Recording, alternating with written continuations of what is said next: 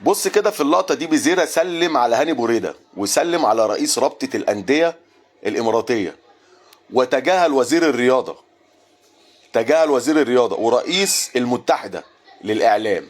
بص تجاهلهم خالص خالص.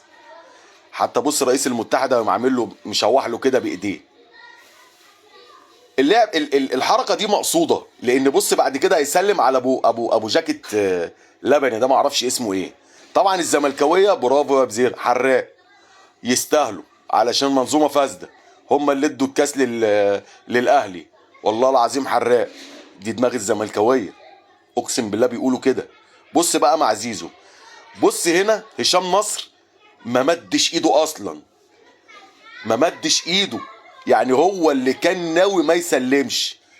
الزملكاويه قليل الادب. زيزو لازم يتوقف، والنادي بتاعه لازم يتوقف، ودي حركه ما ينفعش ومخالفه للبروتوكول، والانتربول هيزعل. هم دول الزملكاويه.